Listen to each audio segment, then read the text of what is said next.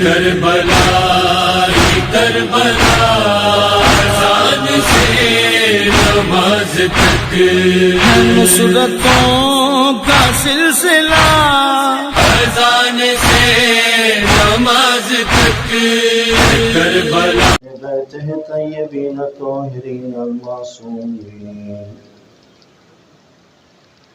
لا سیما ام المصائب زینب بنت علی صلوات اللہ وسلامہ علیہا ولعنۃ اللہ اعدائہم اجمعین من الآن الی قیام یوم الدین. اما بعد قال اللہ سبحانہ وتعالی فی کتابہ اعوذ باللہ من الشیطان الرجیم بسم اللہ الرحمن الرحیم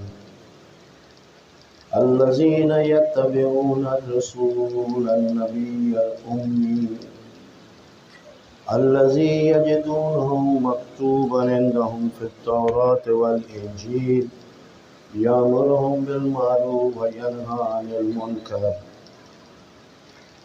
وَيُحِلُّ لَهُمُ الطَّيِّبَاتِ وَيُحَرِّمُ عَلَيْهِمُ الْخَبَائِثَ وَيَضَعُ عَنْهُمْ إِصْرَهُمْ وَالْأَغْلَالَ الَّتِي كَانَتْ عَلَيْهِمْ. صلوات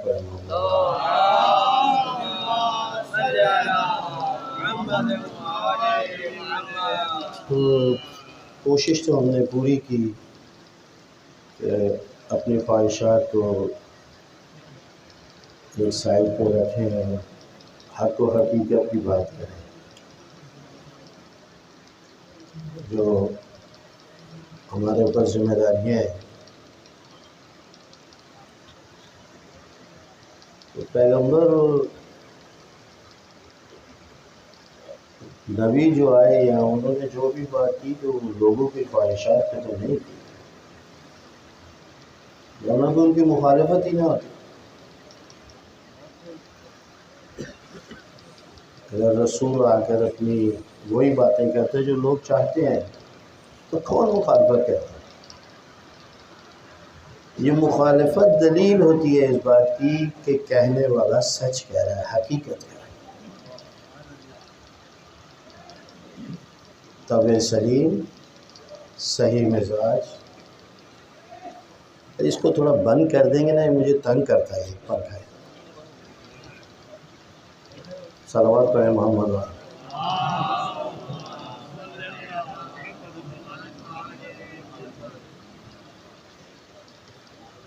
لیکن کہانی تو ہے. تو یہ شریفہ جو ہے اس میں 6 صفات کو پیغمبر اکرم کی بیان کیا، اور ہم 2 پر گفتگو کر چکے. یامرون بالمعروف و ینہی عن المنکر. آج کی جو 2 باتیں ہیں جس کے اوپر ہم بات کریں گے، یحل لہم الطیبات و یحرم علیہم الخبائث. یہ نچوڑ ہے اسلامی تعلیمات، خصوصاً تربیت میں یہ نچوڑ ہے. یہ 2 جملے ابھی تک تو آپ لوگوں نے یہ بھی نہیں کسی سے سنا ہوگا کہ پیغمبر اکرم آئے اور آنے کے بعد جو اہم ذمہ داری ایک انجام دی وہ یہ کہ کس طرح نوالوں کو پاک کرو، کون سی چیز کھاؤ، کون سی چیز نہ کھاؤ. توجہ ہے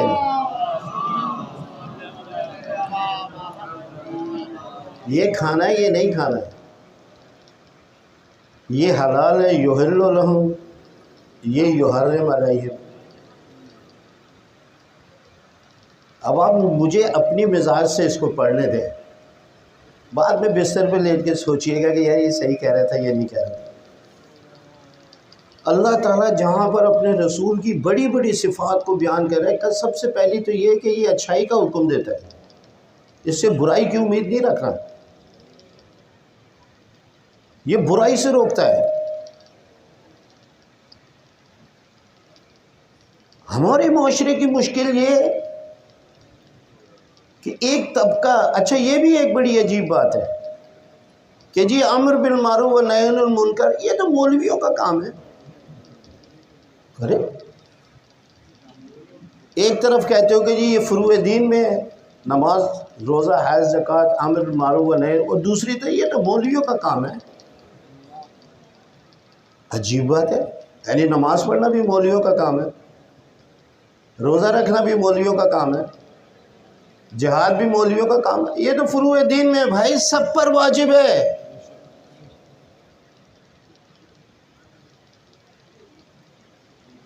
لیکن لگا دیا جی مولانا حضرات تبلیغ کریں، یہ کریں، وہ کریں. ایک تو یہ بڑی مشکل ہے ہمارے معاشرے. میں آپ لوگوں کی خدمت میں عرض کروں، میں نے تقریباً کوئی 25 سال ایران کے معاشرے میں گزارے. انقلاب کے بعد پہلے جو چند جوان گئے تھے ان میں ایک میں تھا، یعنی چند مہینے کے بعد میں گیا تھا. میں نے وہاں پر تبلیغ کا سسٹم بڑی غور سے دیکھا. یار یہ کیسے اپنے لوگوں کی ذہنوں میں یہ بات کو ڈالتے ہیں اور لوگ کیسے ان کے پیچھے لگتے ہیں. مثال کے طور پہ روز قدس آتا تھا.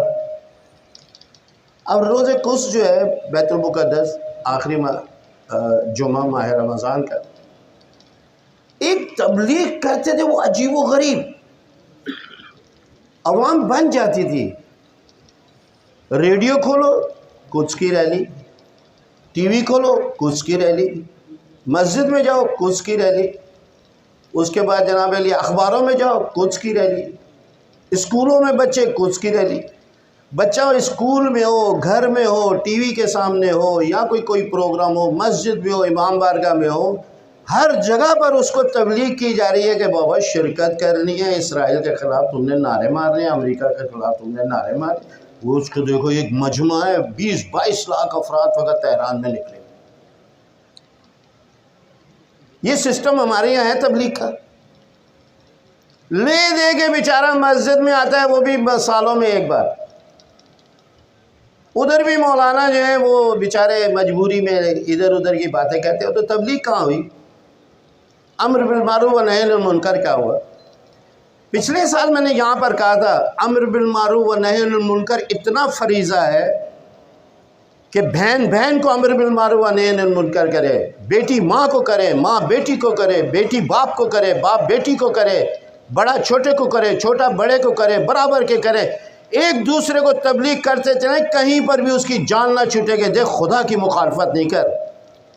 جب جا کر کوئی معاشرے میں تبدیلی آئے گی. مثال کے طور پر ابھی باتیں تو بہت بھی کر رہی ہیں. ابھی ایک ہمارا دوست کہہ رہا تھا مولانا اس طرح کیجئے گا کہ ایک نتیجہ بھی آپ کی تقریروں کا نکل ہے. نتیجہ زبردست نکلے گا، آپ لوگ گھبرائیں نہیں. جب جا کر معاشرہ تبدیل ہوگا. برا نہیں مانیے گا. دیکھیں میں کوئی پروفیشنل آدمی ہوں نہیں کہ جی اگر آج سال یہ باتیں کر دی تو اگلے سال نہیں بولا. میں کون سا اس کے اوپر جی رہا ہوں یا میری زندگی مجالس کے اوپر منحصر ہے. کوئی بلا لیتا ہے تو ہم بھی کہتے ہیں یا مولا تیرا شکر ہے تو نے کہیں بھی اپنی ڈیوٹی لگا دی، ہم تیری بات کر. اب میں ایک آدمی ادھر بات کر کے چلا گیا یہ ساری، اب میرے بات ڈھونڈتے ہی رہیں گے کہ اب یہ کوئی باتیں ہوں. وہ تو مٹ جائے گی نقوش سارے کے سارے جو میں نے آپ کے ذہنوں کے اوپر چھوڑے. میرے بعد آنے والا تو ان طرف آئے گا بھی نہیں. پھر کیا ہوگا؟ اب ایک جملہ کیا ہے کہ میں آگے چلا جاتا ہوں. اسلام میں مقدار کی کوئی اہمیت نہیں ہے، ہر شے کے معیار کی اہمیت ہے.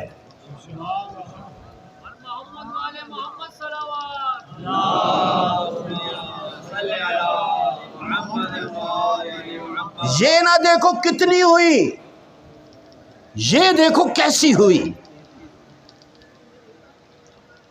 شبائے قدر آتی ہے، میں دیکھتا ہوں لوگوں کو دیکھ قرآن پڑھیے جا رہے ہیں، ہلے جا رہے ہیں. اس کے بعد جناب علی یہ کر لیا، وہ کر لیا، وہ کر لیا، وہ کر لیا. ایک آنسو آنکھوں میں نہیں ہے. باتیں بھی ہو رہی ہیں، یہ بھی ہو رہا ہے، باتیں بھی چل رہی ہیں، ہنسی مذاق بھی چل رہا ہے. لیکن ایک آدمی آتا ہے 10 منٹ میں ایک دعا پڑھ کے جاتا ہے، اس کا دامن گیلا ہو جاتا ہے آنسوؤں سے. یہ ہے، یہ معیار۔ آپ لوگ دیکھیں نا، اب آپ لوگ کہیں کہ مولانا کو شاید یہ مجلس سے پڑھنی نہیں آتی، نہیں، میں پڑھ سکتا ہوں، جو بول سکتا ہوں تو یہ بھی پڑھ سکتا ہوں۔ کوئی ایک ایسا عمل دکھا دیں علی علیہ السلام کا جس پر خداوند عالم نے علی کو یہ انعامات دیے ہوں کہ بہت زیادہ کیا ہو۔ جہاں پر بھی آیت اتری ہے ذرا سی انگوٹھی پہ اتری ہے،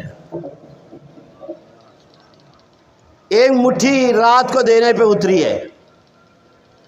یہ دیکھا جاتا ہے کس کیفیت میں انجام دے رہا ہے، اسی لیے کہتے ہیں کمال الجود بذل الموجود، سخاوت کا کمال یہ ہے کہ جو ہے دے دو۔ امام حسین نے بھی تو یہی کیا تھا نا، پروردگار ابھی علی اصغر رہ گئے، حاضر ہے، ننھی سی قبر کھود کے اصغر کو حسین اٹھ کھڑے ہوئے دامن، خدایا اب کچھ بھی نہیں ہے میرے پاس۔ یہ سخاوت کا کمال ہے۔ تو بھائی کثرت کو مت دیکھا کرو کیا ہو رہا ہے، کتنا ہو رہا ہے، اب یہ دیکھو جو ہو رہا ہے وہ ہو کیسا رہا ہے۔ اسلام اس کو چاہتا ہے، جیسے علی علیہ السلام کی عبادت، علی علیہ السلام کی جنگ، ایک ضربت عبادت ثقلین پہ بھاری۔ تو یہ اب ہم آتے ہیں اس طرف ایک صلوات کے ساتھ کہ ہمارا معاشرے میں تعلیمات جو اہل بیت کی ہیں ان کا اثر کیوں نہیں ہے۔ تھوڑا قرآن پڑھا گیا، 1 مہینہ ہو گیا، بڑی بڑی باتیں کی ہوں گی، یہی کیا ہوگا یا اہل بیت کی باتیں کی ہوں گی، لیکن اس کا اثر کیوں نہیں ہے؟ حیرت کی بات ہے نا۔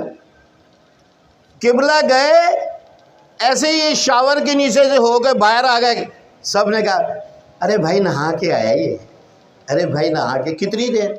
ایسے گیا اور یوں باہر آ گیا۔ 1.25 مہینہ ہو گیا ہے امام حسین کا شاور لیتے ہوئے، کوئی کہہ ہی نہیں رہا کہ یار اس کے اوپر کوئی اثر ہوا ہے۔ اسی طرح 2.5 مہینے گزر جائیں گے، کچھ تو فرق ہونا چاہیے نا۔ اب کہاں سے ہے؟ اب یہ جو آیت شریفہ ہے نا، یہ آیت شریفہ کا یہ جملہ یحل لہم الطیب، پیغمبر کی خوبی یہ ہے کہ جو اب اس کا جو ہے نا، میں نے تفاسیر کو دیکھا، عطا آیت اللہ محسن کراتی جو تفسیر نور انہوں نے کی ہے، اس کو میں نے ڈائریکٹ کانوں سے سنا، میں کہا یار دیکھو تو سے اس کی تفسیر کیا کہتے ہیں۔ اب ہم بھی کچھ اتنا تو سوچ بوجھ رکھتے ہیں، مجھے مزہ نہیں آیا جو تفسیروں میں نے دیکھا، اور جو اگر کراچی نے اس کی تفسیر کی مجھے نہیں پسند آیا وہ بات۔ وہ کہتے ہیں پیغمبر اکرم ان چیزوں کو حلال کرنے آئے جن کو طبیعت قبول کرتی ہے۔ میں نے ان کو کہا، میں نے کہا شریعت جو ہے اس کی تشکیل تو لوگوں کے مزاجوں پر نہیں ہوگی۔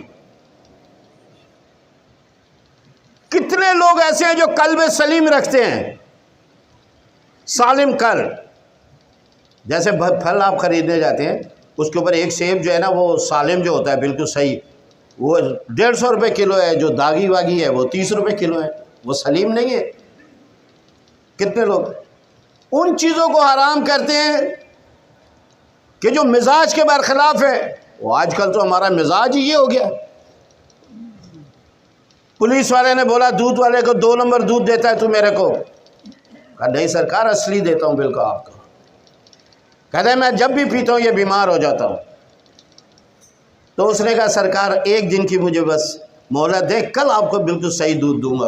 اور اس نے 2 بالٹیاں پانی کی ڈالی اور دودھ لا کے دے دیا اس کو۔ ہاں آج انسان بنا ہے نا، تو آج صحیح دودھ لے کر آیا ہے۔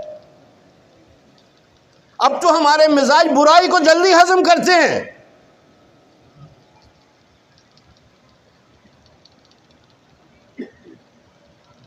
سن رہے ہیں نا میں کیا کہہ رہا ہوں؟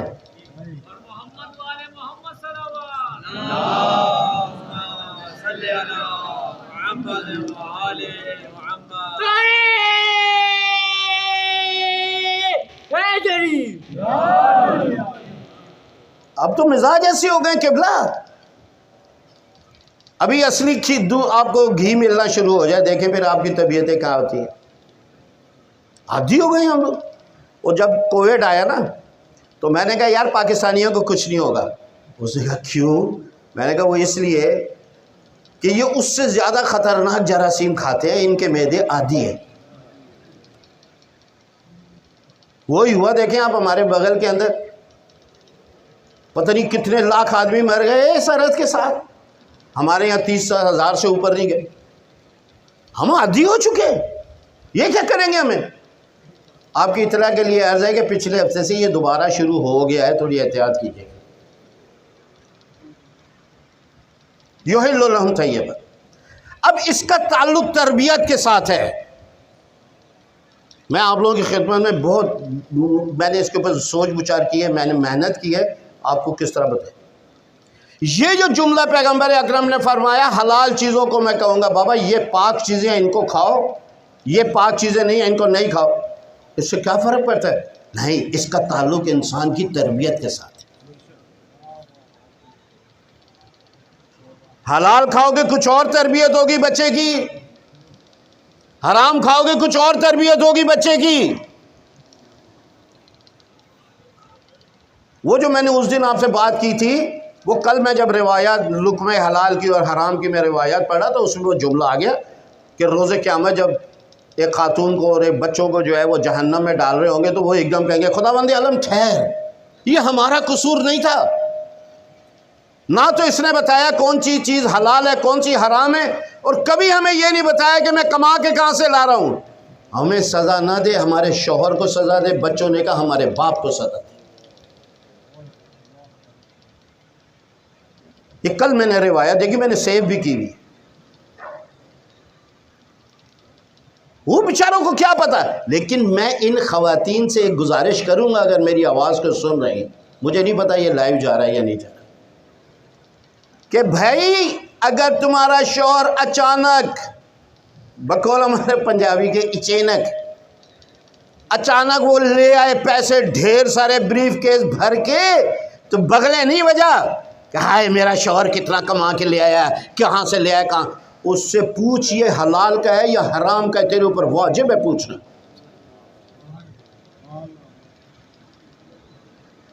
دو نمبر مار کے آیا، انکریمنٹ لگ گئی ہے میری، ٹیبل کے نیچے سے پیسے لیے، گھر والوں کو کہہ انکریمنٹ لگ گئی ہے میری، اس بیچاری کو کیا پتا۔ یہ نہیں جو بھی شوہر لے آیا بس چپ کر کے ہائے ہائے اتنا آ گیا اتنا آ گیا اتنا آ گیا، نہیں، باقاعدہ اس سے پوچھے۔ مولا امیر المومنین علیہ الصلوۃ والسلام ارشاد فرماتے ہیں،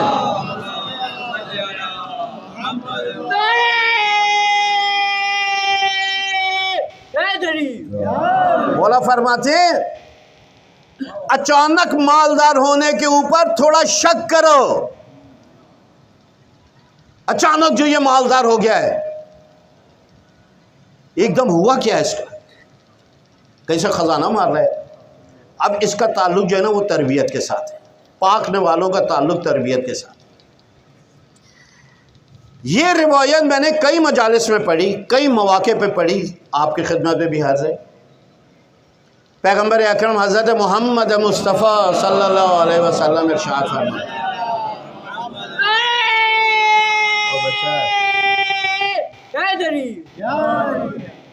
پیغمبر فرماتے ہیں ادبوا اولادکم فی بطون امہاتہم،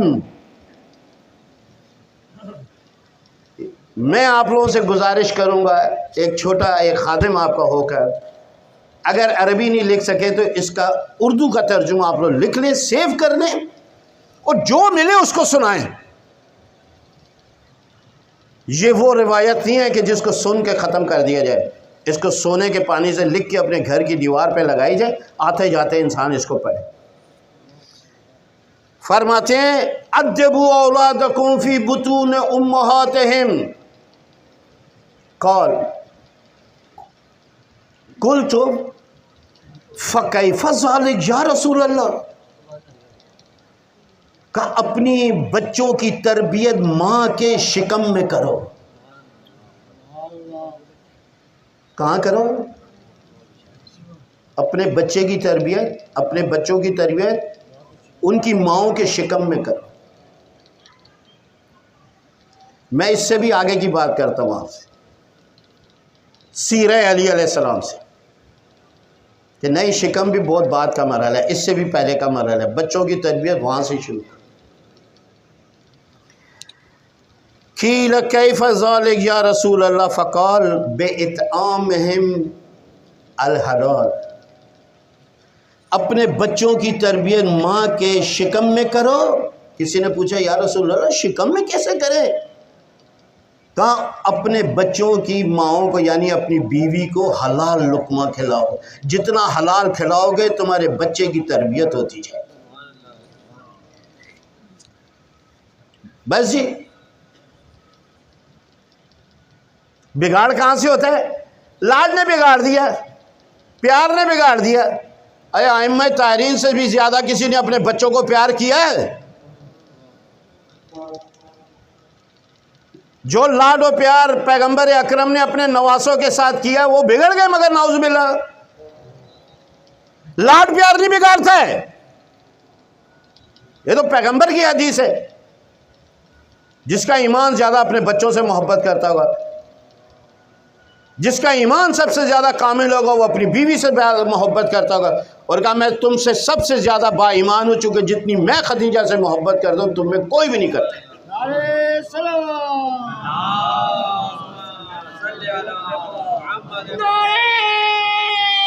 لاڈ پیار نہیں بگاڑتا ہے، لاڈ پیار نہیں بگاڑتا، یہاں بگاڑتا ہے۔ یعنی آپ لوگوں کو میں یہ کہہ رہا ہوں کہ حرام لقمہ جو ہے انسان کو اپنی تربیت سے روک دیتا ہے، اپنی ان کی ماؤں کو ہلاک۔ اب اس کے اوپر میں زیادہ نہیں چلتا ہوں، میں آپ کو ایک قصہ سناتا ہوں ہمارے استاد کا۔ فرماتے ہیں ایک عالم تھا، اس کے یہاں بچہ پیدا ہوا، بیوی کو بولا میں جب تک اس کو کھانا نہیں دوں نا تم نے اس کو نہیں دینا ہے، اور جو بھی اس کو دینا ہے مجھے بتا کے دینا ہے، چیک کرانا ہے پہلے مجھے پھر اس کو دینا۔ بیوی کو روک دیا، وہ پکائے کچھ بھی کرے پہلے اپنے شوہر سے پوچھے بچے کو دوں نہیں دوں، دے دو، کبھی کہتا ہے نہیں دو۔ بچہ 8 سال کا ہو گیا، کوئی مالدار آدمی مر گیا، عالم کے پاس آئے، قبلہ مجلس پڑھنے کا، یار میری طبیعت صحیح نہیں ہے، میرا بچہ پڑھے گا۔ اب بچہ 8 سال کا کہ یہ بچہ پڑھے گا؟ کہا ہاں یہ بچہ پڑھے گا۔ گئے جی مجلس کے اوپر، ممبر پہ بیٹھ گئے بچے صاحب، ایسے ایک نگاہ ماری، خوف لرزتا ہوا نیچے آیا۔ ابا نے پوچھا بیٹا مجلس نہیں پڑھی؟ کہا ابا مجھے تو کہا تھا لوگوں میں مجلس پڑھیں گے، میں نے تو ادھر کوئی انسان نہیں دیکھا، سارے حیوانات دیکھے میں نے۔ بس چپ۔ اب وہ استاد تھا، مربی تھا، باپ تھا، اس کو تو پتا تھا کیا ہوا۔ راستے میں کہنے لگا بھائی تو نے ساری مجلس خراب کر دی، نظر نیاز بھی نہیں ملی، تیری اماں نے بھی کچھ نہیں پکایا، مجلس میں گئے کچھ کھا کے آئیں گے، ایسا کرتے ہیں ہوٹل پہ کچھ کھانا کھا لیتے ہیں۔ اس کو لے گیا ہوٹل پہ، کھانا کھایا، گھر آ گئے، شام کو پھر وہ لوگ آ گئے، کہا جی کل تو مجلس آپ نے خراب کر دی، کل آپ ہی پڑھیے گا اس کو۔ کہا نہیں نہیں کل بھی میرا بیٹا پڑھے گا۔ مطمئن کہا اس نے کل خراب کر دی مجلس، کہا نہیں نہیں نہیں زبردست پڑھے گا، مطمئن رہو تم، میں تمہیں کہہ رہا ہوں نا یہ پڑھے گا۔ دوسرے دن وہ ممبر پہ گیا، پھر اس نے ایک نگاہ ماری، نگاہ مارنے کے بعد کہا بسم اللہ الرحمن الرحیم، ایک زبردست مجلس پڑھی، واہ واہ کرا دیجیے، اس نے نعرے لگوا دیے اس نے۔ جب مجلس ختم ہو گئی، نیاز ویاز کھا لی ساری، تو باپ نے پوچھا آج تجھے کوئی حیوان نظر نہیں آیا؟ کہا نہیں ابا آج سارے انسان بیٹھے تھے۔ تو ابا نے کونے میں لے جا کے کہا اس کو کہ کل بھی یہی بیٹھے تھے، کل بھی یہی بیٹھے تھے، فرق پتہ کیا ہے؟ کل تک تو نے کوئی ایسا کھانا نہیں کھایا تھا جس پر مجھے یقین نہ ہو کہ یہ پاک ہے۔ ایک دن تجھے میں ہوٹل پہ لے کے گیا ہوں، ایک روٹی نے تیرے سارے دل کو اتنا تاریک کر دیا ہے کہ کل انسانوں کو حیوان بنایا تھا، آج حیوانوں کو تو نے انسان بنایا۔ جی ہے جی لقمہ، جی ہے، یہ پوری میرے پاس صفحہ بڑھا ہوا ہے کہ حرام لقمہ جو ہے وہ کیا تاثیر دکھاتا ہے اپنا۔ تھوڑے تھوڑے ایک جملے کہوں گا آپ لوگوں کی خدمت، گھبرائیں نہیں، انشاءاللہ اگلے سال بھی میرا نصیب ہوگا یہ خمسہ پڑھنے آؤں گا میں۔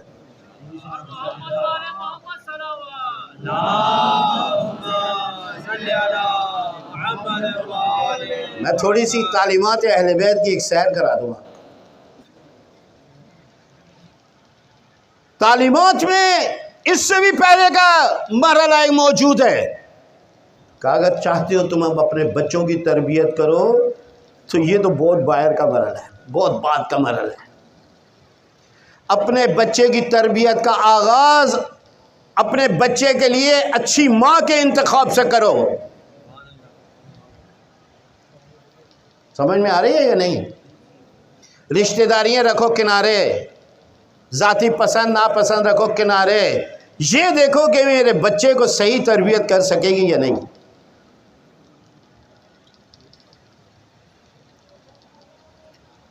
اچھی ماں کا انتخاب اچھا بچہ، بری ماں کا انتخاب برا بچہ۔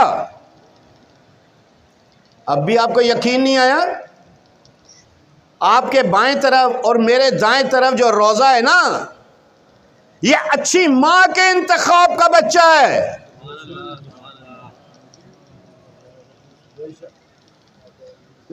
اب بھی نہیں کہیں گے؟ ہماری اور علی کی سوچ میں کتنا فرق ہے۔ جبکہ ہمارے یہاں پر جو گاؤں کے لوگ ہیں وہ کہتے ہیں جی ایک بیوی ادھر ایک شہر کی ہونی چاہیے۔ وہ سارے نہ شہر کے رہتے ہیں نہ گاؤں کے رہتے ہیں۔ اور ڈی ایچ اے میں ایک جگہ جاتا ہوں، وہ بیچارہ اتنا سا ہو گیا گھس گھس کے، وہ ادھر جاتی ہے گھستی ہے اس کو، وہ ادھر آتا ہے گھستا ہے اس کو۔ علی نے بالکل الٹا کیا، مدینے میں رہتا ہے، کہتے ہیں اچھی ماں کا انتخاب کرو۔ عقیل نے جا کے بچی ماں کون سی بچی کا انتخاب کیا؟ اچھی ماں، وہ جو بالکل بیابانوں میں رہتی ہے، ثقافت الگ، کلچر الگ، وہ آپ علی شہر کا، وہ گاؤں کی دیہاتوں کی جیسے سہرا نشین۔ اچھی ماں کا انتخاب، شجاع ماں، شجاع بیٹا، قاری قرآن ماں، قاری قرآن بیٹا، مؤدب ماں، مؤدب۔ یہ جو آپ لوگ کہتے ہیں نا معرفت اہل بیت کتنی تھی جناب عباس کے اندر، کس قدر اپنے مولا کی اطاعت کرتے تھے، اس نے اپنی ماں کو دیکھا تھا۔ جس کی ماں جو ہے وہ حسنین کی اجازت کے بغیر گھر میں داخل نہ ہو، اس کے بیٹے کی کیا مجال ہے؟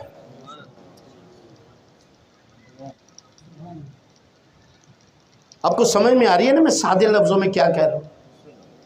ابھی میں جناب ام البنین پر تو میں مجلس پڑھ ہی نہیں رہا۔ کبھی آپ لوگوں نے موقع دیا کم سے کم 2 مجلسیں تو میں جناب ام البنین پہ پڑھ دوں گا۔ ہمارے یہاں تو بجی عباس کی ماں، عباس کی ماں، اس سے آگے تو کبھی گئے نہیں۔ وہ کیسی شجاع تھی، وہ کیسی پرہیزگار تھی، وہ کیسی عبادت گزار تھی، وہ کیسی عاشق اہل بیت تھی، کبھی آپ لوگوں کو بتایا ہی نہیں کسی نے۔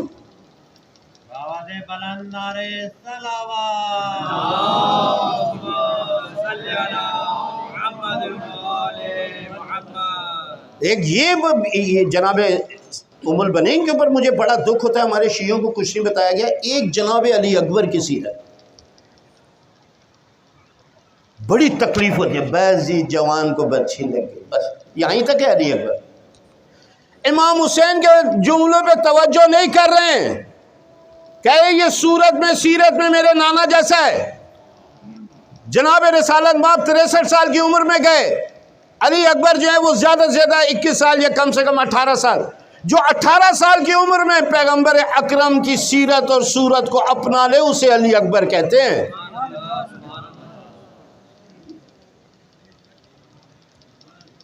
آپ کو سمجھ میں آئی میں کیا کہہ گیا؟ یعنی جو پیغمبر اکرم کرتے ہیں سیرت ہے، پیغمبر کیا کرتے ہیں؟ راتوں کو عبادت کرتے ہیں، راتوں کو غریبوں کے گھر جاتے ہیں، غریبوں کے ساتھ بیٹھتے ہیں، جانوروں کا خیال رکھتے ہیں، غیروں کا خیال رکھتے ہیں۔ علی اکبر کے پاس گئے تھے، امام حسین کہہ رہے ہیں یہ صورت و سیرت میں میرے نانا جیسا ہے، اس کی بھی سیرت وہی ہے۔ اب آپ پوری سیرت پیغمبر اکرم کو پڑھیں اور اس کے بعد دیکھیں علی اکبر کس کی۔ مجھے بڑی تکلیف ہے اس بات کی۔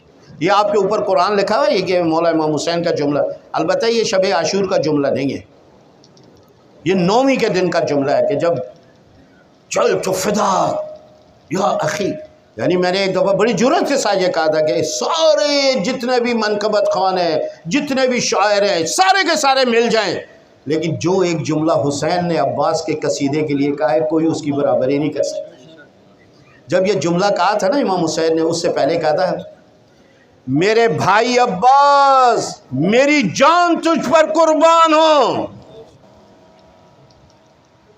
میری جان تجھ پر قربان ہو۔ آپ اندازہ لگا رہے ہیں مقام میں جناب عباس، حسین کہہ رہے ہیں میری جان تجھ پہ قربان ہو۔ یہ لکھا ہوا اوپر اب قرأت القرآن، عباس ان کو جا کے کہو کہ مجھے قرآن کی تلاوت سے بڑی محبت ہے۔ جناب علی اکبر نے جب استاد سے الحمد سنی، حسین کو آ کر سنائی، ایک شاگرد رکھا، ایک استاد رکھا امام حسین نے جناب علی اکبر کے لیے کہ اس کو قرآن پڑھنا سکھا۔ جب الحمد پوری کی، اب یہ پورا ایک داستان ہے، میں نہیں اس کو بیان کر، جھولی بھر دی جواہرات سے حسین، کہا تو نے قرآن سکھایا ہے میرے بچے کو، تلاوت قرآن، فقط ایک الحمد سنایا۔ تو اب حسین کے بچے کے لیے استاد رکھا گیا، تو میں نے کہا یار یہ بات میری سمجھ میں نہیں آتی، لیکن ان کو امام حسین کو پتہ تھا ایک زمانہ ایسا آئے گا کہ جو استاد ہوں گے نا قرآن کے، وہ معاشرے میں بتاتے ہوئے بھی شرمائیں گے کہ میں قرآن کا استاد ہوں۔ وہ بیچارے جتنے بھی ڈی ایچ اے میں ہمارے مولانا پڑھا رہے ہیں نا بچوں کو قرآن، وہ سب کہتے ہیں ٹیوشن پہ جا رہے ہیں۔ پوچھ لے جا کے ان سے، یعنی بیچاروں کو اتنا معاشرے میں تیسرے طبقے کا انسان شمار کرتے ہیں کہ وہ اپنا بتاتے ہوئے بھی شرماتے ہیں کہ یار میں قرآن پڑھاتا ہوں، کہتے ہیں میں ٹیوشن پہ جا رہا ہوں۔ کریں بات، جس معاشرے میں قرآن اور قرآن کے استادوں کی یہ حیثیت ہو اور یہ مظلومیت ہو، وہ کس طریقے سے، خلاصہ یہ کہ ہم آگے نہیں چاہیے، ادب ہو، کم اچھی ماں کا انتخاب۔ آپ اندازہ کریں کہ جب جناب عقیل نے جا کر عزائم سے ان کے والد کو کہا کہ جب 3 دن کھانا کھلا لیا، تو آخر انہوں نے پوچھا عقیل خیر سے آئے ہو؟ آپ یہ نہیں جاتے ہی بات کہا تھا کہ میں رشتہ لینے آیا ہوں تمہاری بیٹی، کہا خیر سے آئے ہو؟ کہا ہاں وہ علی کا رشتہ لینے آیا ہوں آپ کی بیٹی۔ آپ ایمانداری سے مجھے بتائیں، اگر ہمارے معاشرے میں اتنے بڑے خاندان کا ہماری بیٹی کے لیے رشتہ آ جائے، دیر لگائیں گے ہم ہاں کرنے میں؟ آپ سے میرا سوال ہے، اڑ کے ارے ہاں جی ہاں ہم تو بھاپ کر دیے، لیکن حضام نے ایسا نہیں کیا کہ ٹھہرو میں ان کی ماں سے ذرا مشورہ کر لوں۔ کتنا ایماندار ہے وہ شخص، کتنا ایماندار ہے، واقعی یہ پڑھے لکھے لوگ تھے، کہتے میں اس کی ماں سے مشورہ کرتا، گئے کہا کہ بھئی وہ علی کا رشتہ لے کر آئے ہیں تمہاری بیٹی کے لیے، فاطمہ ہے نا، کیا کرے ہاں کر دے نہیں کر دے؟ کہا دیر نہیں کرو ہاں کر دو۔ بیوی نے جلدی کی تو اسے کہا کہ تمہیں پتہ ہے کس کا رشتہ ہے، اس کی شادی کس کے ساتھ ہونی ہے؟ لیکن چونکہ وہ جانتی تھی علی کو اور اپنی بیٹی کو بھی کہا مجھے پتہ ہے، مجھے پتہ ہے میری بیٹی علی کے ساتھ بیاہی جائے گی۔ تو حضام نے کہا کہ تو نے اس قابل بنایا ہے اپنی بیٹی کو کہ علی سے نباہ کر لے، اتنی تربیت کی ہوئی ہے؟ کہ خدا کی قسم اگر میں تربیت نہ کی ہوتی ام البنین کے ایسی، میں کبھی ہاں نہیں کرتی۔ وہی جواب ہے جو حضام نے دیا، کہ شکایت کا موقع نہیں ملے گا، گھبراؤ نہیں، بالکل موقع نہیں دے گی میری بیٹی۔ وہی ہوا، علی کے گھر میں آئی، دروازے کے اوپر آ کے بیٹھ گئی۔ مولا بار بار کہہ رہے ہیں یہ کیوں نہیں اندر آ رہی ہیں فاطمہ؟ دو تین باتیں میں آپ سے کہوں کہ کیسی ماں ہونی چاہیے۔ ماں کا انتخاب اچھا کرو اولاد کی تربیت کے لیے۔ اگر ماں اچھی نہیں ہوگی، آپ جتنی بھی محنت کریں آپ کی ضائع ہو جائے گی۔ ابھی یہاں پر میں کوئی نفسیاتی کوئی سائیکولوجیکل باتیں بھی ہیں، وہ میں نہیں کرنا چاہتا ہوں، کبھی موقع ملا تو میں کروں گا کہ ماں کی گوشت میں جو 8 سال ماں کے ساتھ بچہ گزارتا ہے، اسی کے اندر اس کی شخصیت کی تعمیر ہوتی ہے، باقی ساری زندگی انہی 8 سال پہ گزارتا ہے، یہ جو ماں کے ساتھ۔ تو آئی اور آنے کے بعد بیٹھ گئی دروازے پہ۔ مولا امیر المومنین نے کہا کہ فضہ جاؤ جا کے پوچھو کیا مسئلہ ہے، اندر کیوں نہیں آ رہی؟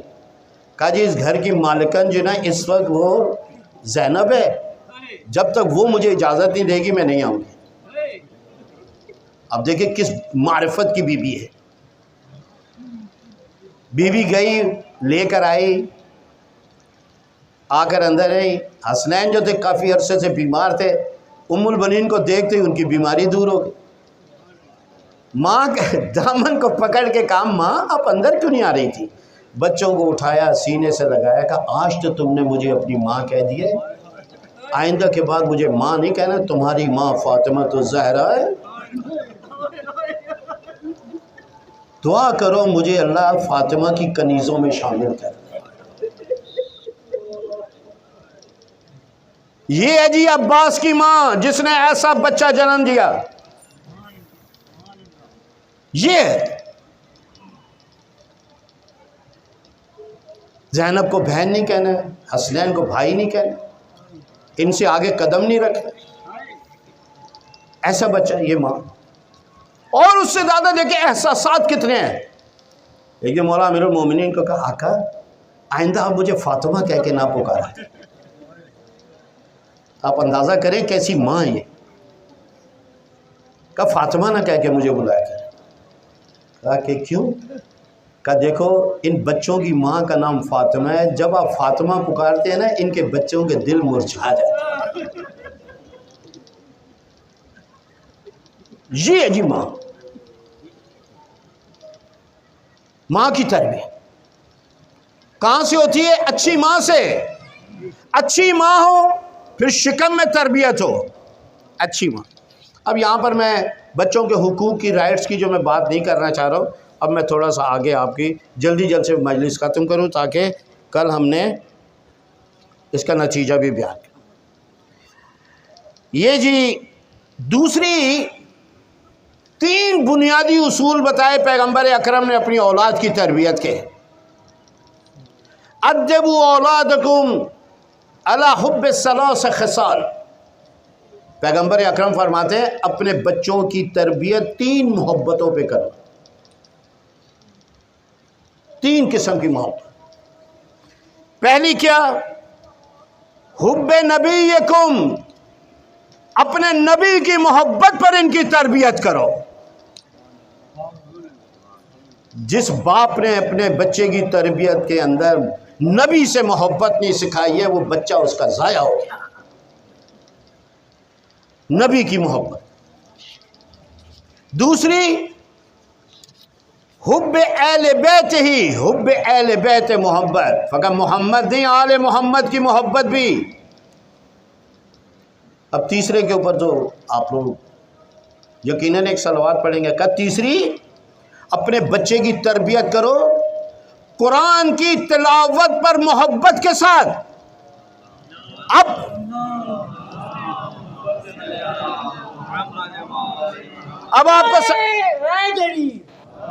آپ کو سمجھ میں آیا یہ جملہ؟ مجھے قرأت قرآن سے بڑی محبت ہے۔ یہ قرآن سے جو قرأت قرآن اور تلاوت سے جو حسین کی محبت ہے یہ اس کی ماں اور باپ کی تربیت کا نتیجہ ہے۔ اب یہ جملہ سمجھ میں آیا آپ کو؟ مجھے قرآن کی تلاوت سے بڑی محبت ہے۔ بیماریوں کو جا کے تلاش کریں۔ اچھا ڈاکٹر جو ہے وہ اچھی دوائی نہیں دیتا ہے، وہ اچھی تشخیص کرتا ہے۔ تشخیص صحیح ہو جائے پھر معمولی دوا بھی اس کاربند ہوتی ہے. آپ فقط باتیں نہ کریں، اپنے معاشرے کی برائیوں کی تشخیص کریں، اس کی نیچے سے اصلاح کریں. جب تک وہ نہیں کریں گے یہ خوبصورتیاں آپ کو فائدہ نہیں دیں گی. جو مرضی کرتے چلے جائیں.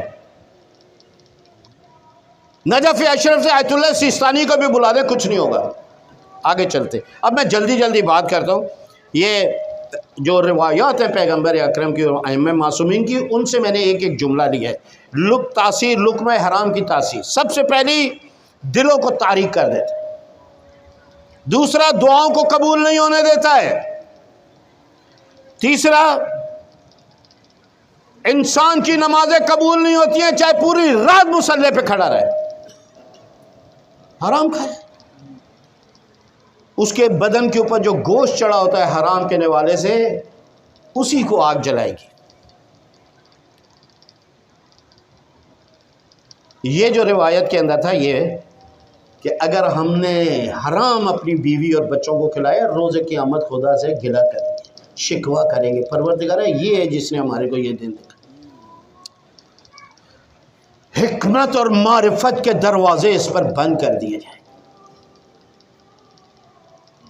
کریں بات کیے جاؤ جی، بڑی بڑی باتیں، کوئی اس کے اوپر اثر ہونے والا نہیں ہے.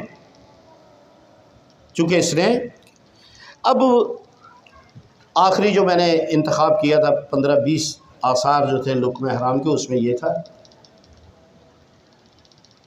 کہ حرام لقمہ کھانے والے کا اس کے دین کو تباہ کر دیتا ہے. اس کی نمازیں تباہ ہو. اول تو پڑھتا نہیں. اب یہاں پر آخری بات کر کے چند جملے مصائب کے پڑھتا ہوں. آج کسی اور جگہ بھی ہمیں جانا ہے، مجلس پہ دیر نہ ہو جائے. اب یہاں سے آپ لوگ دیکھیں، یہ جملے جو میں پڑھ رہا ہوں یہ آخری خطبہ امام حسین علیہ السلام کا کوفیوں کے ساتھ.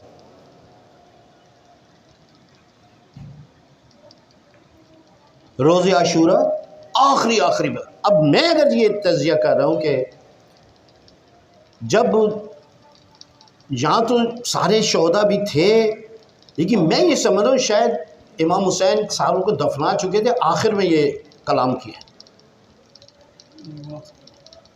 اب سنیں جی غور سے، میں تھوڑا نقشہ بناتا ہوں. ہمارے یہاں کراچی میں ایک مسجد ہے، میں جب بھی ادھر جاتا ہوں نہ مجلس پڑھنے، تقریباً میں 28 سفر کو ہمیشہ جاتا تھا، شب 28 کو.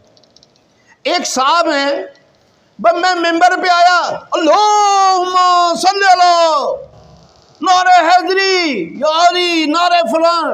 او یار میرے کو تقریر ہی نہیں کرنے دیتا تھا. وہ کہتا تھا میرے جیسا عاشق اہل بیت ہی کوئی نہیں. زور زور سے صلواتیں پڑھنا شروع ہو جائے. میں تنگ آ گیا. تو مجھے ادھر کے مولانا نے کہا یار چھوڑ اس کو، اس کا کام ہی ہے، یہ تمہارے جیسے جو ادھر آتے ہیں نا، اس کا کام ہی ہے زور زور سے نعرے مارتا ہے، ان کو بولنے ہی نہیں دو، ان کی مجلس لگنے ہی نہیں دو. ہم بھی ڈھیٹ ہو جاتے تھے، وہ بولتا رہتا تھا، ہم بھی بولتے رہتے، لیکن مزہ تو خراب ہوتا تھا نا، لوگوں کی توجہ جاتی. اب میرے کو سمجھ میں آیا جب یہ خطبہ میں نے پڑھا، مولانا نے شروع کی، کھول دو سال ڈیک. یار ذرا آہستہ کرو، مجلس ہو رہی. ہم مگر یہ ادھر مجلس نہیں کر رہے. ارے یار وہ مجلس ہے، وہ نوحہ ہے، یہ تو بعد میں بھی چل رہے. 7 ڈیک کھول دیے جی، بیٹھ گئی مولوی. بڑے بڑے کاریگر بھی بیٹھے ہوتے ہیں مجلس میں. ہم نے ذرا سی کام کی باتیں شروع کی، وہ جھونکنا، اونگیں مارنا شروع ہو. تو ایک صاحب بار بار اونگیں مار رہے تھے. میں کہا مجھے سب پتہ ہے، تو ڈرامہ نہیں کر، تو غور سے سن رہا ہے میری بات کو، چونکہ تیرے خلاف جا رہی ہے تو ظاہر کر رہا ہے میں تو سویا ہوں. اگر یہ میں نے بہت سیکھا، 16 سال میں خطیب رہا ہوں. یہاں مثلاً آنے کے بعد کوئی دیوار کے ساتھ ٹیک لگا کے لیٹا ہوا ہے، کوئی ادھر لگا ہوا ہے. تو ایک دن میں نے بھی ان کو بات میں کہہ دیا، میں نے کہا یار بات سنو، تو مولانا کے ولیمے میں تو نہیں آئے ہو، امام بارگاہ میں آئے ہو، سیدہ نے فرش بچھایا ہے، اس کے اوپر بیٹھنے کے کچھ آداب ہوتے ہیں.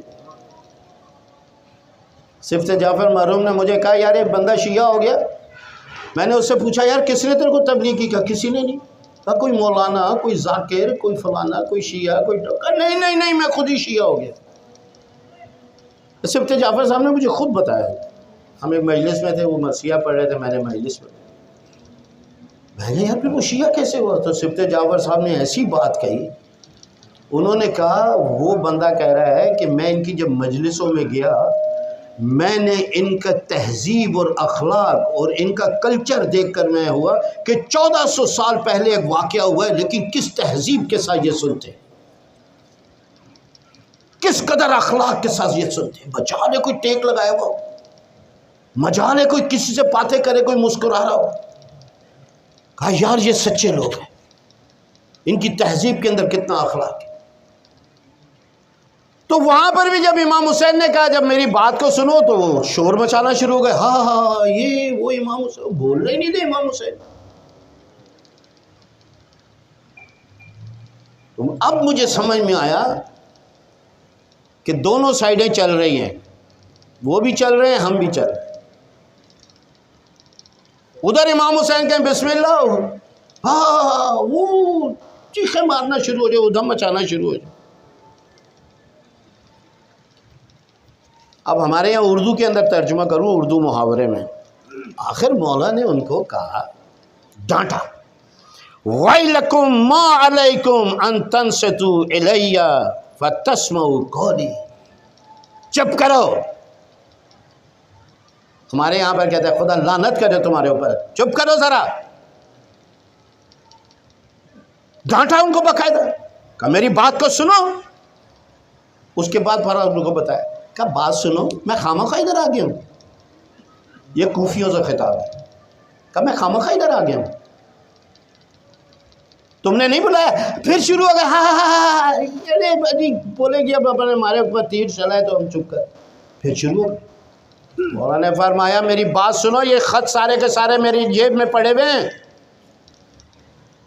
ایک ایک کا نام لیا، تو نے نہیں لکھا مجھے آ جاؤ، تو نے نہیں لکھا مجھے آ جاؤ، تو نے نہیں لکھا مجھے آ جاؤ۔ اب میں آیا ہوں تو میری بات بھی سننے کے لیے تیار نہیں، میں کوئی بولنے لگتا ہوں تو شور مچاتے ہو۔ یہ آخری خطبہ ہے جی امام حسین علیہ السلام کا۔ مولانا نے فرمایا کہ وَيْلَكُمْ مَا عَلَيْكُمْ، کیا ہو گیا ہے تم لوگوں کو، میری بات کو، اِنَّمَا أَدْعُوكُمْ إِلَىٰ سَبِيلِ الرَّشَادِ۔ بھائی میں یہ نہیں کہہ رہا ہوں میرے آگے گھٹنے دباؤ، پیر دباؤ، میرے اہل بیت کی خدمت کرو، میں تو چاہتا ہوں تمہارے کو ہدایت کے رستے پر چلاؤں۔ کب کہا میں نے اپنی ذاتی خدمت کرانا چاہتا ہوں تم سے؟ جب ہماری مسجد میں بچے زیادہ آنے لگ گئے تو کہا میں نے ایک دن ان سے کہا تمہاری مائیں نہیں روکتی ہیں؟ کہا نہیں۔ کہا کیوں؟ کہا ان کو پتہ ہے یہ جائیں گے نماز پڑھ کے آ جائیں گے۔ کہا اب تو مان لو گے نا، جو مولوی صاحب کام اپنے کرواتا ہے گھر کے بچوں سے، ان کی مائیں بچوں کو نہیں بھیجتی۔ فارغ کرو جلدی سے ان کے جائیں، جلدی جائیں، باتیں بہت سے۔ کہا میں تو جو فمن اطاعنی کان من المرشدین، جو میری بات کو سنے گا اور اطاعت کرے گا اللہ اس کو ہدایت کرے گا۔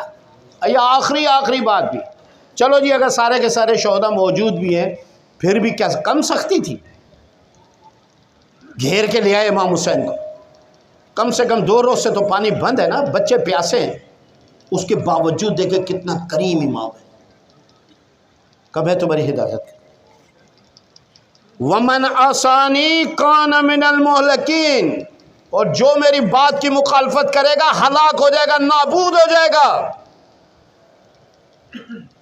یہ آخری خطبہ ہے اس کی۔ ابھی مولانا آپ لوگ کہیں گے مولانا آپ کی وہ شاہد مثال کا ہے، آپ تو لقمے حلال اور حرام کی بات ہے سنتے رہے۔ اس کے بعد فرماتے ہیں کلکم عاصٍ لامری غیر مستمع قولی، تم سارے کے سارے گناہ گار ہو جو میری بات کو نہیں سن رہے ہو، شور مچاتے ہو۔ میں کوئی بات کرتا ہوں تو تم لوگ شور مچانا، نعرے بازی شروع کر دیتے ہو۔ اس کے بعد کہتے ہیں مولا اب یہاں سے وہ جو ہم شاہد لے کر آ رہے تھے وہ یہ تھی، قد انخزلت عطیاکم من الحرام، یہ تمہاری جیبوں کے اندر جو تحفے پڑے ہوئے ہیں نا، توجہ ہے عزیزو، دیکھیں کیا زبردست خطاب، کیا فصاحت و بلاغت حسین کے کلام. کہا یہ تمہاری جیبیں جو بھری ہوئی ہے نا یہ مال حرام سے بھری. اب سمجھ میں آیا کہ تم لوگ میری بات کو کیوں نہیں سن رہے؟ ایک بالش اوپر جیب، پھر مولا ایک بالش نیچے آئے، ایک بالش پھر نیچے آئے، پھر کیا فرمایا؟ وَمُلِئَتْ بُطُونَكُم مِّنَ الْحَرَامِ، تمہاری جیبیں بھی حرام سے بھری ہوئی ہیں، تمہارے پیٹ بھی حرام سے بھرے ہوئے. جب جیبوں میں حرام ہو اور پیٹوں میں حرام ہو پھر کوئی حسین کی بھی نہیں سنتا ہے. مولانا تو کدھر کھڑا ہے؟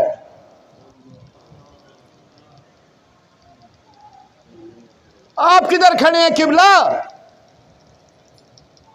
خدا رحمت کرے مولانا عباس علی نجفی صاحب، جب اس کو میں یاد کرتا ہوں میرا کلیجہ پھٹ جاتا ہے. کاش وہ زندہ ہوتا تو آج مسلم مجتہد ہوتا. کیا صلاحیتیں تھی، کیا اخلاق تھا، قرآن حفظ، نہج البلاغہ حفظ، عجیب انسان تھا. میرا کافی ٹائم ان کے ساتھ گزرا، میرا تو نکاح بھی انہوں نے پڑھا. وہ کہنے لگے، وہ بچوں کو تربیت کرنے لگے جو مجلس میں آتے تھے، کہا بات سنو بات سنو، جب تمہاری کوئی بات نہ سنے نا تو پریشان نہیں ہونا. ہاں کہ تم امام حسین کی بات 1400 سال کے بعد کرتے ہو. کربلا میں تو خود حسین ان کو کہہ رہا تھا اور نہیں سن رہے تھے.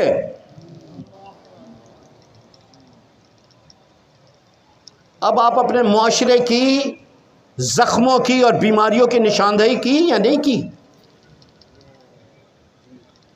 کہ تمہاری جیبیں بھی حرام. وَمُلِئَتْ بُطُونُكُم مِّنَ الْحَرَامِ فَطَبَعَ اللَّهُ عَلَىٰ قُلُوبِكُمْ، اللہ نے تمہارے دلوں پر مور لگا دی ہے. جب مور لگ جاتی ہے نا تو قلم ٹوٹ جاتے ہیں فیصلے کے بعد، پھر وہ فیصلے تبدیل نہیں ہوتے ہیں.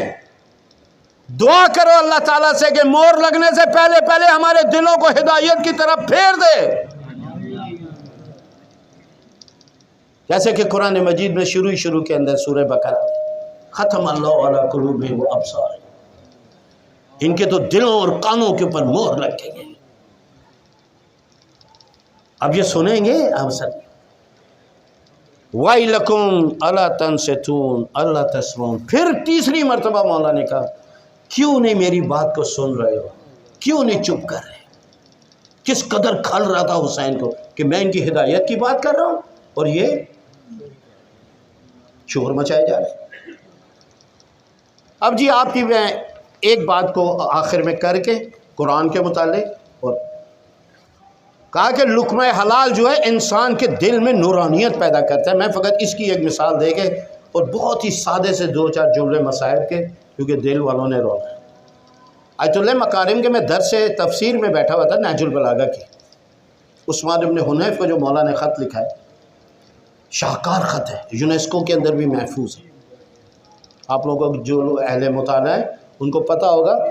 اور یونیسکو کے ڈائریکٹر نے کہا تھا میں حیران ہوں کہ یہ تاریخی سند اتنی وزنی اور اتنی گراں قدر یہ ہم سے 1400 سال چھپی کیسے رہ گئی. تو میں نے کہا اگر میرا اس سے رابطہ ہو تو میں اس کو کہوں کسی اور نے نہیں چھپایا، ہم شیعوں نہیں چھپایا.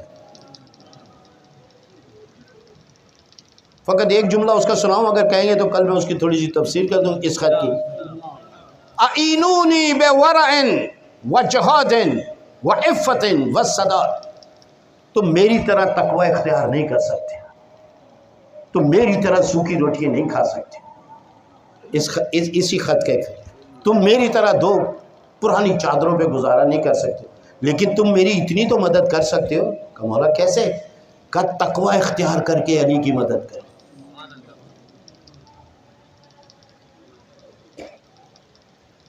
جہاد کے معنی تو میری اپنی ایک تحقیق ہے، وہ والا جہاد نہیں وزیرستان میں لڑو کشمیر، نہ یہ جہاد نہیں. یعنی جو کام بھی کرو پوری صلاحیتوں کے ساتھ کرو، ڈنڈی نہیں مارو. عفتن پاک دامنی، تمہارے اوپر کوئی دھبا نہ لگے. صداقت، جو کام بھی کرو پکا کرو، مضبوطی سے کرو.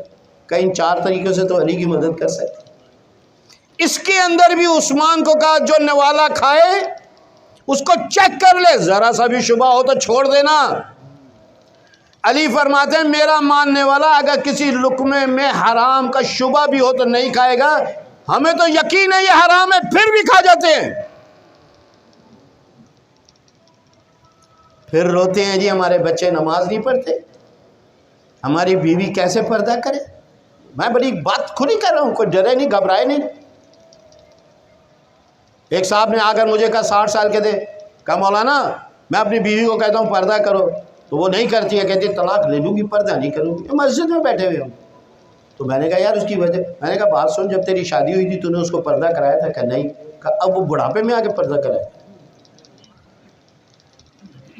اب تو وہ صحیح کہہ رہی ہے، تیرے سے طلاق لے لوں گی، چوز کے بچے بڑے ہو گئے، تیری ضرورت ہی نہیں ہے اس کو، اب تو وہ پال لے گی اپنے آپ کو۔ جب تو خراٹے مارتا رہا، جب شادی تیری ہوئی تھی وہ تو تیرے سے زیادہ مارے گی۔ کہ میرے جیسے ہی مل گیا ہے مجھے۔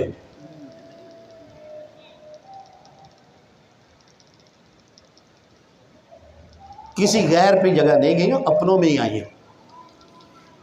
تو مولا نے فرمایا کہ تو آگے مکارم نے کہا کہ میں شیراز گیا، ایت اللہ مکارم شیرازی خدا ان کی حفاظت کرے، بڑا جوانوں کے لیے کام کیا اس شخص نے، واقعا آگے مکارم بڑا کام کیا۔ تو 2 سال کے اندر انہوں نے یہ تفسیر کی، خط کی، 2 سال میں ان کے ساتھ بیٹھا ہوا تھا پورے ماہ رمضان۔ پھر بھی کہنے لگے میں نے آخر میں جلدی تفسیر کی ہے، ٹائم نہیں ہے۔ تو اس کے اندر کہنے لگے میں شیراز گیا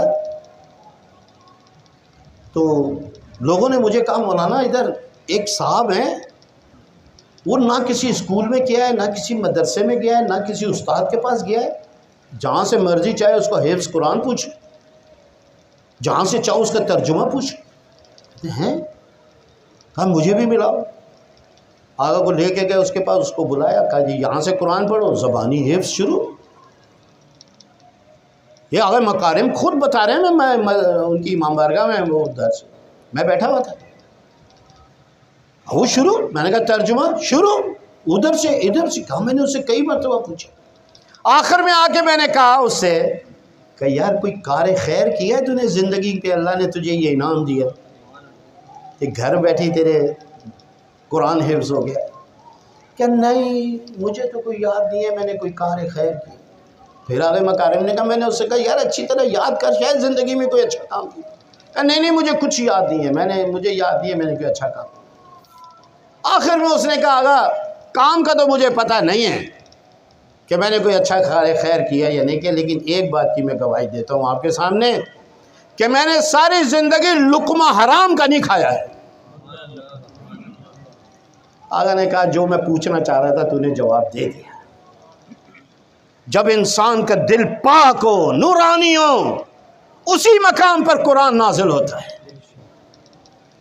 اب پیغمبر اکرم کا کتنا سینہ نورانی اور پاک ہوگا کہ اللہ تعالیٰ نے پورے قرآن کو سب سے پہلے قلب نازنین پیغمبر کے اوپر نازل کیا۔ عزاداران امام، اسی قرآن کی عظمت ہے۔ ہم لوگ قرآن کو پڑھتے ہیں اپنے لوگوں کی مغفرت کے لیے، بخشش کے لیے۔ توجہ کریں میں کیسے پڑھ رہا ہوں مسائل۔ لیکن حسین نے قرآن کی تلاوت کی اپنی ماں اور بہنوں کے پردوں کے لیے۔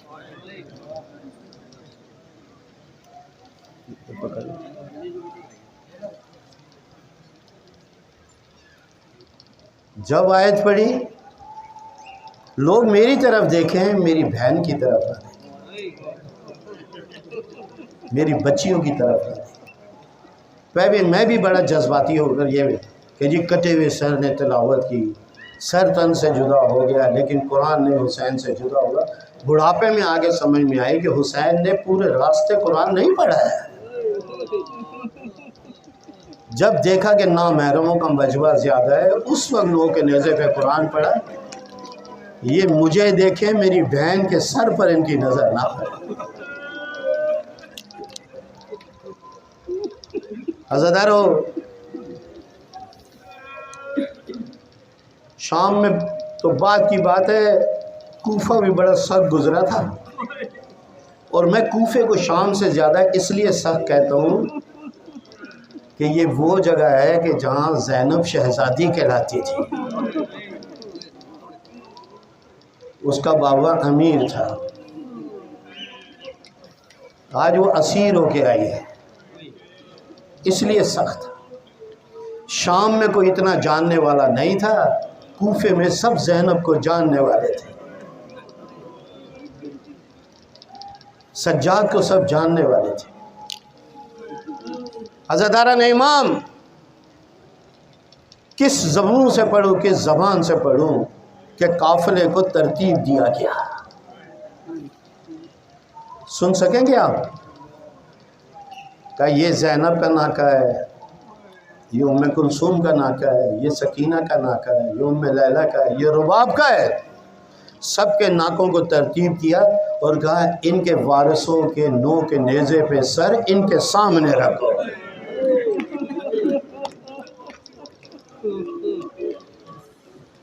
ان کے سامنے رکھو۔ سید سجاد کو خاص طور پر توق پہنائی گئی، زنجیریں پہنائی گئیں، ہتھکڑیاں پہنائی گئیں، اور کہا کہ اپنی مخدرات کے ناکوں کی لگام پکڑو، مہاری بن کر چلو ان کے آگے آگے۔ بس جی یہاں تک میں آپ لوگوں کو لے آیا۔ اب ہم لوگ پہنچ گئے چوتھے دن کے مصائب میں دارالامارہ کے دروازے کے اوپر۔ عزادارو، دارالامارے پر پہنچنا اس قافلے کا کوئی اتنا آسان نہیں تھا۔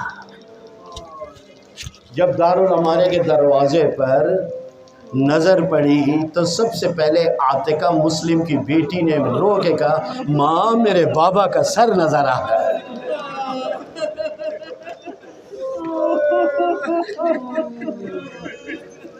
پھوپھی اماں، میرا بابا کا سر ہے۔ دو مقام پر مسلم نے امام حسین کو سلام بھیجا، دو مقام کے اوپر۔ ایک اس وقت بھیجا جب بالکل ان کے سر پر تلوار کی ضرب لگ رہی تھی، ایک دفعہ کہا السلام علیکہ یا مولا یا ابا عبداللہ۔ ثعلبہ کے مقام کے اوپر، ثعلبیہ کے مقام کے اوپر مولا اپنی کرسی پہ بیٹھے تھے، ایک دفعہ اچانک کھڑے ہوئے کہا میرا بھی سلام ہو تجھ پہ بھائی مسلم، تیرے پر بھی سلام ہو۔ جناب زینب نے کہا فضا جا کر دیکھو کوئی بھی نہیں آیا ہے، کوئی گیا نہیں ہے، میرے بھائی نے کس کے سلام کا جواب دیا ہے؟ آنے کے بعد کہا کہ تیرے بھائی کا سلام آیا تھا مسلم کا، اور حسین نے اس کا جواب بھیجا ہے، اس کا جواب بھیجا۔ اب جناب امام حسین نے کوئی اور بات نہیں کی، کہا کہ مسلم کی بیٹی کو لاؤ میرے پاس، اپنے زانوں پر بٹھایا اور زینب سے کہا جاؤ اس کی بالیاں لے کر آؤ، اس کے کنگنے لے کر آؤ۔ اپنے ہاتھوں سے بالیاں پہنائی، کنگن پہنائے اور سر پہ ہاتھ بھیجا۔ ایک مرتبہ عاتقہ نے کہا مولا آپ تو میرے سر پہ اس طرح ہاتھ پھیر رہے ہیں جیسے میں یتیم ہو گئی ہوں، جیسے میں یتیم ہو گئی ہوں۔ عزاداران امام، ایک وہ بچی یتیم ہوئی تھی، حسین کے زانو نصیب ہے، حسین اس کو زیور پہنا رہے ہیں۔ ایک حسین کی بچی شام غریبہ میں یتیم، کوئی اسے تماچے مار رہا ہے، کوئی اس کے زیور کو نوچ رہا ہے۔ بس عزاداران امام، قافلہ آگے بڑھا، قافلہ آگے بڑھا، بازار سجا ہوا ہے۔ اب میں وہ روایت کو پڑھنے لگا ہوں کہ جس کو جب میں یاد کرتا ہوں تو میرے بھی آنسو نہیں رکتے ہیں۔ مولا سید سجاد جب بالکل ہی دارالامارہ کے قریب آئے تو اپنی پھوپھی کو آگے کہتے ہیں پھوپھی اماں کچھ زیادہ آپ کو تکلیف ہو رہی ہے، ہاتھوں پہ رسیاں بندھی ہوئی ہیں۔ کہ سجاد کس طرح، غور سے سنیں میں کیا کہہ رہا ہوں۔ کہ سجاد کیوں کس طرح؟ کہ پھوپھی اماں میں دیکھ رہا ہوں کبھی آپ بندھے ہوئے ہاتھوں کو دائیں رخسار پہ رکھتی ہیں، کبھی ان بندھے ہوئے ہاتھوں کو بائیں رخسار پہ رکھتی ہوں، بہت زیادہ تکلیف ہو رہی ہے۔ کہا نہیں سجاد مجھے اتنی تکلیف تو نہیں ہو رہی، لیکن میں کیا کروں، جب کوئی دائیں طرف سے نامحرم آتا ہے تو میں اپنے ہاتھوں سے اپنا چہرہ، اور جب کوئی بائیں طرف سے آتا ہے تو میں بائیں طرف سے اپنے چہرے کو چھپا لیتی ہوں کسی نامحرم کی نگاہ نہ پڑے۔ بس عزاداران امام، یہ قافلہ داخل ہوا، حرم میں داخل ہوا، بہت ساری باتیں ہیں، بہت ساری میں نہیں ان کو پڑھ رہا ہوں، فقط ایک بات آپ کو میں بتا دوں، ایک چیز کہ جب داخل ہوا تو تش کے اندر حسین کا سر تھا اور ابن زیاد اپنی کرسی پہ بیٹھا ہوا ہے، عزاداران امام، اور وہ بات تو میں نہیں کہتا وہ جو حرکت کر رہا تھا، لیکن اپنی چھڑی کے ساتھ حسین کے دانتوں سے کھیل رہا تھا، اپنی چھڑی کے ساتھ حسین کے دانتوں سے کھیل رہا تھا۔ عزاداران امام، ایک مرتبہ زید ابن ارقم جو ضعیف صحابی تھا پیغمبر اکرم کا، کہا ابن زیاد اس چھڑی کو حسین کے دانتوں سے ہٹا لے، میں نے کئی مرتبہ دیکھا ہے کہ محمد رسول اللہ ان دانتوں کے اوپر بوسہ دیا کرتے تھے۔ میں یہ کہوں گا زید اسی لیے پیغمبر اکرم ان کو بوسہ دیتے تھے، ان کو پتا تھا ایک دن کوفے کا دربار ہوگا، ابن زیاد دانتوں سے میرے حسین سے کھیلے۔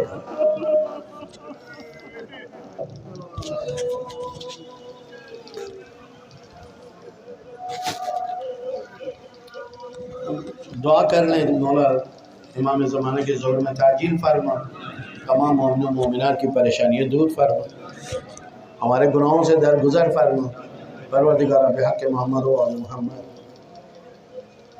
تمام مریضوں کو شفا عنایت فرما، پروردگار تمام عزاداروں زائرین کی حفاظت فرما، ہماری منتظرین نے جو خمسہ مجالس کی ہیں پروردگار ان کو اپنی بارگاہ میں قبول فرما، تمام مومنین کے گھروں میں اپنی خیر و برکات کو نازل فرما، ہمارے مرحومین خصوصاً ہمارے مرحوم والدین کے گناہوں سے درگزر فرما، ان کی مغفرت فرما، پروردگار بحق محمد و آل محمد ہمارے وطن کی حفاظت فرما، جس کو بھی اندرون و بیرون دشمن ان کو ذلیل و محبوب فرما۔